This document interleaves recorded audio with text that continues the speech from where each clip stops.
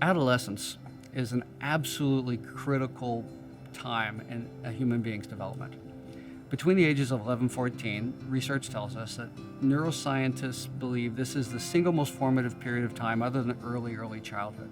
And that's because this is the time when an adolescent is developing their identity. They're developing a sense of who I am. They're developing a sense of how they think and how they see the world. And once that identity and that way of being in the world is locked in by, say, late adolescence, then they're kind of on their path. And it usually takes until midlife before they stop to reevaluate, is this identity working for me? Are these ways of being in the world working for me? There is a whole emotional journey that kids go on at this age that I think is oftentimes just an inconvenience to schools. And instead of avoiding that, I think Millennium really leans into it. It uses that as the fuel for everything that goes on here. It uses it as a metaphor for education and learning and whole human growth, not just growth around any particular skill set. You know, most education systems are mostly looking at the mind, and when we say the mind, mostly around the memory, and we really expand the understanding of what education is and therefore what it means to be human by saying, looking at, you know, the mind, body, the heart, the spirit. Most differently, what we do here is we actually look at the spirit. We're not afraid of saying spirit at Millennium and talking about, you know, our interconnectedness and our time in nature and what it really means to be a human being. Whole self, to me, means just exploring the heart, the mind, the body, and the spirit, and like how you are unique in those ways, and really just feeling safe, like expressing yourself, just expressing how you feel and your unique potential. It's very easy to just continue to do things without thinking about who you are, right?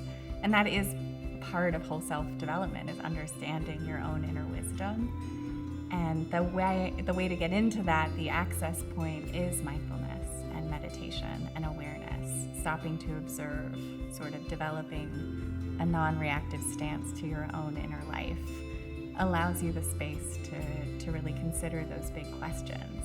What do we actually need is a world where we're teaching human beings how to be full human beings and how to foster a sense of well-being, even knowing that there's a lot of complexity in life. Millennium has been the best example for me in the structure of the curriculum of saying many things matter. If you don't feel like you belong, if you don't feel like someone has your back, if you don't feel like a part of a safe community where you can bring all of your identities, where you can bring your full self, you're not going to learn. Our neurological processes are all intertwined. Our cognitive processes, our social emotional learning processes, they're intertwined. So if you don't feel safe, I don't care how great the school is or how great the teachers are, your brain isn't actually letting you learn. One thing I just like about Millennium is the community. It's like you are friends with everyone in the school, and then you have like your whole grade, and then you have the forum. It's just kind of like different levels of people who you're close to, and I just like that it's really open and like accepting to a lot of new things, and I feel like you can really be yourself here. Every student is so like thoughtful about like how to act. We have no bullies. Everybody's just so kind, and everybody really just thinks before they act. It's only possible when you create an intentional community of belonging, an intentional community of well-being, an intentional community of engagement. And to do that, sadly, or maybe more opportunistically, you have to turn everything upside down. I think at its fundamental level, whole self-education is about who the student is and guiding them to find out who they are and then to enact that in the world.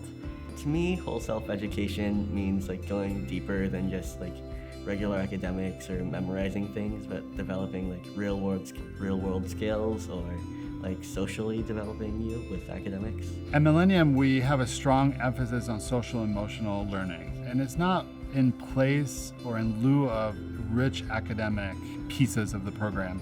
In fact, when you ask a student, they probably will point first to the rich academic, the rigorous, the challenge. But we know that you need to create a strong basis on the social emotional in order to fuel the learning. Meaning when students know themselves, they know how to relate to others, they have strong self-regulation, when they have strong executive functioning skills, all those elements will contribute and actually accelerate engagement into an academic topic.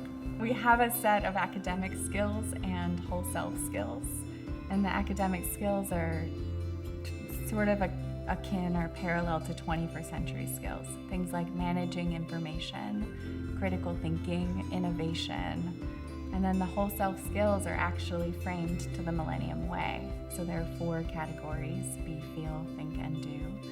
And then there are competencies or skills within each of those. So one of them is I settle my mind in order to focus on the present moment. Students are at the center of everything, and it's one of the things I love about Millennium is that students are the center.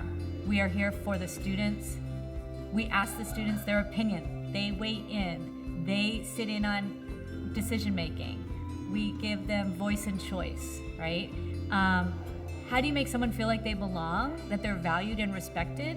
You give them voice and choice, and you really listen, and then you act on it. Since starting Millennium, I can express my feelings better than I used to be able to, and I also found out a lot about myself here and like things that I don't feel like I would have understood about myself and how I learn if I went to another school. It's interesting, there are a lot of studies that point to this idea that an increased capacity for mindfulness increases academic engagement.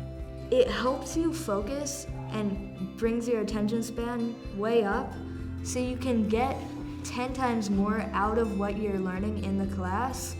You're not really sacrificing anything or any time because you gain more out of practicing mindfulness and empathy and listening. The essence of what we're trying to do here is we have this kind of inner-outer understanding how the inner life affects the outer life and how the outer life affects the inner life. So we're continually pausing and helping students understand what's going on inside, but we're not stopping with mindfulness. Then we're actually saying, how are you going to engage with the world through that compassion, through that presence, through your awareness? You need a foundation of mindfulness where you have the capacity to sit a little bit in that discomfort of not knowing, of feeling uncomfortable feelings, of wrestling sort of, especially in middle school, with what your peers are saying versus what you want to say. And so it breeds not only awareness, but courage and presence, and then an ability to engage with really difficult topics. Mindfulness is a big part of that. Like every day in class, you go in and you do mindfulness to center yourself, be ready to learn. Part of what mindfulness is it's an inquiry practice, and we want them to ask some really difficult questions. If we're successful, we're creating a culture that is kind, that is considerate. So our goal is for all kids to be healthy enough to feel part of a community and to be excited and engaged in their learning. And imagine if all schools did what Millennium does, the world would be a different place.